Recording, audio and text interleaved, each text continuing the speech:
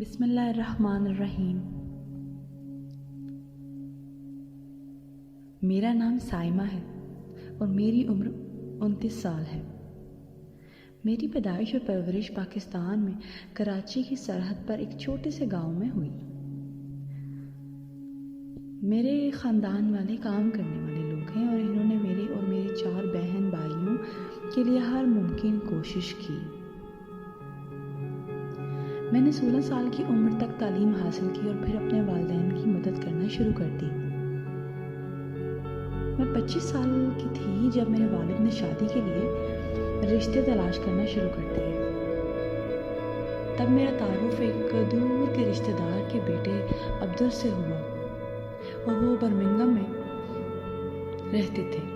वो खुद पाकिस्तान आए और चंद दिनों के अरसे में हम दोनों शादी के लिए रजामंद हो गए। वो बहुत ही मज़ाक़खेज़ और तवज्जो देने वाला शख्स है। मुझ में दिलचस्पी रखता था और जब वो शादी के लिए रजामंद हुआ तो मैं बहुत खुश हुई। एक दूसरे को देखने के 2 हफ्तों के बाद हमने निकाह कर लिया। मैं खुश थी कि मुझे वो शख्स मिल गया है जिसका मैं इंतज़ार कर रही थी। शादी के बाद अब्दुल को बरतानिया वापस जाना पड़ा। हमने अपने वीज़ा की दरख्वास्त इस उम्मीद पर मुकम्मल की कि मैं जल्द ही उसके पास चली जाऊंगी। मेरी दरख्वास्त पहली बार तो मुस्तरद कर दी गई और इस बात ने मुझे बहुत परेशान कर दिया। मैंने अब्दुल से बात की लेकिन अक्सर हमारी बात बहुत कम होती थी। मैंने समझा कि वो काम में थक जाता है इसलिए बात नहीं कर पाता।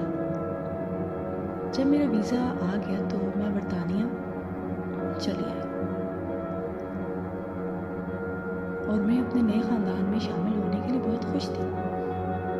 जब मैं पहुंची तो अब्दुल अकेला एयरपोर्ट पे इंतज़ार कर रहा था। इसके ख़ानदान में इसकी माँ और ससुराल वाले मुझसे बहुत दूर थे और बात नहीं करते थे। मेरी सास ने अब्दुल को बताया कि मुझे अपना सामान नीचे रखना पड़ेगा क्योंकि इसके लिए जगह नहीं है। मेरी पहली रात मुझे अपनी सास के साथ रहना पड़ा। मैंने सोचा वो मेरे साथ वक्त गुजारना चाहती हैं लेकिन ऐसा नहीं था। हमारे दरमियान कोई बातचीत नहीं होती थी।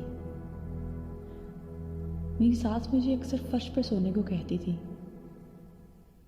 और ऐसा कहती थी कि तुम्हें तो आदत होगी, तुम्हें तो कोई मसला नहीं। मैं मिजाज की शर्मीली हूँ। मुझे किसी दूसरे शख्स से घुलने मिलने में टाइम लगता है। अब्दुल के घर वाले इसे हमेशा मेरी नापसंदीदगी के ताने देते थे। अब्दुल की बहन ने भी मुझे कबूल नहीं किया। इन सब ने मुझे वो काम करने पे मजबूर किए जो मैं नहीं करना चाहती थी और जब कुछ गलत हो जाता तो सब इल्ज़ाम मुझ पे लगता।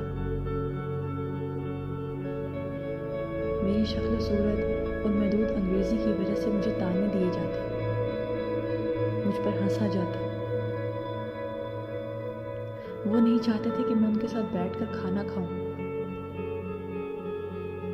मैं उस वक्त तक इंतज़ार करती थी जब तक कि सारे घर वाले खाना ना खा लें और बाकी बचा हुआ खाना मैं खाती थी। जब मैं बीमार हुई तो इन्होंने मुझे डॉक्टर के पास लेके जाने से भी इनकार कर दिया। मैं बहुत परेशान हो गई थी। मेरे पास कोई सहारा नहीं था और बाहर निकलने का भी कोई ज़रिया नहीं था। मुझे अपने घर वालों से अकेले बात करने की इजाज़त भी नहीं थी और अगरचे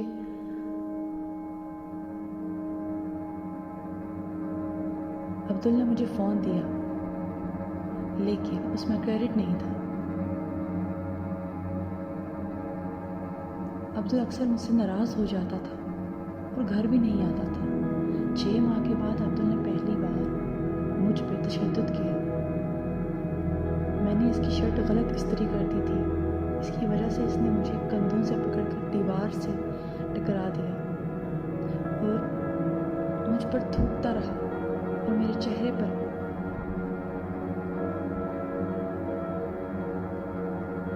इसने मुझे फर्श पर फेंक दिया।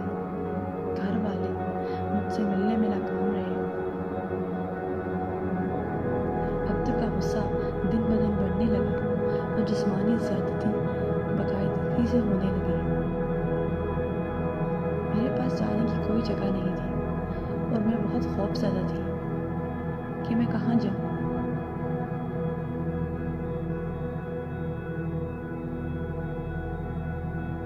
मेरी सास ने अब्दुल को उकसाना शुरू कर दिया कि वो मुझे और मारे। एक दिन मैं अपनी सास के साथ बाहर गई। रास्ते में मेरी नज़र एक पोस्टर पर पड़ी जो कि मेरी ज़ुबान पे लिखा हुआ था और उसमें एक नंबर दर्ज था 999। हर रोज़ मैं सोचती थी कि मैं अपनी ज़िंदगी के बारे में किसको बताऊं। मुझे तो अच्छी तरह से अंग्रेज़ी भी बोलनी नहीं आती। मेरी हिमायत कौन करेगा। एक दिन मेरी सास ने मुझे मारा। इसने मेरा बाजू जला दिया लेकिन कहा कि यह हादसाती तौर पर हुआ है। उस शाम के बाद अब्दुल हमारे कमरे में आए। इसने मेरे कपड़े फर्श पर फेंकना शुरू कर दिए। गुस्से में आ गए। मैंने जाने की कोशिश की लेकिन इसने मुझे बालों से इतनी ज़ोर से खींचा कि मैं गिर गई और मेरा गला पकड़ के मेरे ऊपर बैठ गया। मैं सांस नहीं ले सकती थी। मैं उसका हाथ छुड़ाने की पूरी कोशिश कर रही थी। उसका चेहरा नोच रही थी। इसने मुझे छोड़ दिया लेकिन फिर चीखने लगा कि मैंने इसे मारा है। वो अपने घर वालों को बताने के लिए कमरे से चला गया और मैं जानती थी अब इसकी माँ मुझे नहीं छोड़ेगी। मैंने अपना फ़ोन देखा। ये मेरा वाहिद मौका था। मैंने 999 पर कॉल की और मैं सिर्फ इतना कह सकती थी, बराह करम मेरी मदद करें, प्लीज़ हेल्प मी। पता नहीं कितनी देर थी लेकिन दरवाजे पे दस्तक हुई। पुलिस एहलकार अंग्रेज़ी बोल रहे थे और एक खातून थी। घर की तलाशी ली तो ऊपर आ गए। इन्हें अब्दुल ने रोका लेकिन ऐसे एक तरफ ले गए। मैं कोने में खौफज़दा थी कि कौन अंदर जाने वाला है। खातून अफसर ने फ़ौरन मुझे देखा। इसने मुझे तसल्ली दी। मैं बहुत खौफज़दा हुई हुई थी। दूसरा अफसर अब्दुल फैमिली के साथ नीचे रहा जबकि खातून अफसर ने मुझसे बात की। इसने मेरी चोटों को और मेरे खौफ को देखा और मुझे बाहर अपनी कार में ले गई। ये वो दिन था जिस दिन मेरी ज़िंदगी बदल गई। मैंने अब्दुल या इसके ख़ानदान के ख़िलाफ़ कोई बयान नहीं दिया। मुझे डर था कि अगर मैं ऐसा करूँगी तो पाकिस्तान में मेरे वालिदैन को नुकसान पहुँचा सकता है। पुलिस ने मुझे बोल्टन में आरजी रिहाइशगाह पे मुंतकिल कर दिया और अम्मी ने मेरी बहुत मदद की। मेरा कोई दोस्त नहीं था और चूँकि मैं बीवी के वीज़े पर आई थी, मुझे पैसे तक की रसाई नहीं थी। मेरा केस हेड को भेजा गया और मुझे एक केस वर्कर मुख्तस किया गया जो मेरी ज़ुबान बोल सकता था। इसने मुझे फौरी तौर पर यकीन दिलाया और मैंने इसको सब कुछ बता दिया। DDV मेरा केस वर्कर मुझसे मिलने आया और रोज़ाना मुझसे बात करता। इसने होम ऑफिस के साथ रियायत के लिए दरख्वास्त देने में मेरी मदद की और एक बार जब मेरी इजाज़तनामा इसके ज़रिए आ गया तो मुझे अवामी फ़ंड्स के लिए दरख्वास्त देने के काबिल बनाया गया। मैंने यूनिवर्सल क्रेडिट के लिए दरख्वास्त दी। इसे मुकम्मल होने में वक्त लगा लेकिन मेरे कारकुन ने मुझे खाना, बैतुल खला और कपड़े दिए क्योंकि मेरे पास कुछ भी नहीं था। इससे मेरी बहुत मदद हो गई। मेरा कभी बैंक अकाउंट नहीं था और ना ही इसकी इजाज़त थी। मेरा कारकुन मेरे साथ बैंक में हाजिर हुआ और हमने मिलकर एक अकाउंट खोला। इसने मुझे बताया कि ये सिर्फ मेरे लिए होगा। मैं पहली बार पैसे पर काबू पाकर हैरान रह गई। जिस तरह मैंने देखा और पेश किया, इसमें मुझे एतमाद की कमी थी।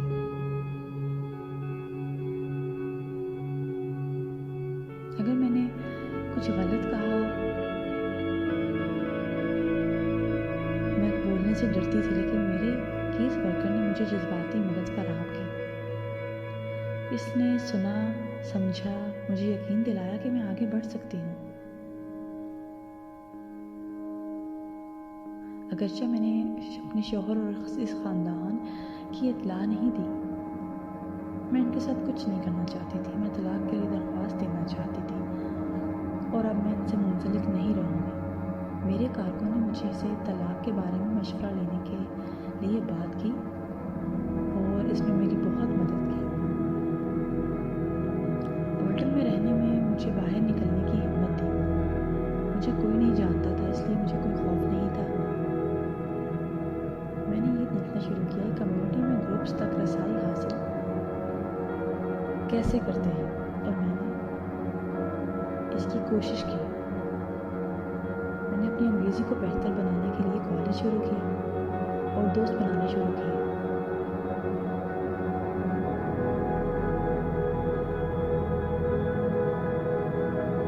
और 4 माह बाद खबर आ गई कि मुझे रहने की गैर मुआयना मुद्दत की छुट्टी दे दी गई है। थोड़ी देर बाद मेरे कारकुन ने मुझे आर्जी राय से आगे बढ़ने की तरगीब दी। मैं 29 साल की थी और मेरा अपना घर होना ऐसी चीज़ नहीं थी जिसका मैंने कभी तसव्वुर किया। खास तौर पर ऐसे मुल्क में जिससे मैं वाकिफ़ नहीं हूँ। लेकिन ये एक मौका था कि मैं अपनी शराइत पर अपना मुस्तकबिल बनाऊँ और अपनी ज़िंदगी अपने हिसाब से जीऊँ। मैं बहुत खुशी महसूस कर रही थी। मैं अब अपने घर में हूँ। अपनी माली मदद से मेरे पास दोस्त हैं, अहबाब हैं जो मेरी हिमायत करते हैं। मैं अपने ऊपर फ़ख्र से चल सकती हूँ और देख सकती हूँ, लेकिन सब से अहम बात यह है कि मैं खुश हूँ। ये थी मेरी कहानी। और आज भी बहुत सी ख़वातीन शादी करके गैर मुल्क में जाती हैं जहाँ उनको कोई नहीं जानता, न वो किसी को जानती हैं, और हिचकिचाती हैं कि कौन हमारी आवाज़ सुनेगा। लेकिन अगर आपके साथ भी ऐसा कुछ हो रहा है जो मेरे साथ हुआ है, तो घबराइए मत, किसी न किसी से रुजू ज़रूर कीजिए, क्योंकि अभी भी देर नहीं हुई है। अगर आपको हमारी कहानी पसंद आई है तो चैनल को लाइक कर दीजिए, सब्सक्राइब कर दीजिए। शुक्रिया।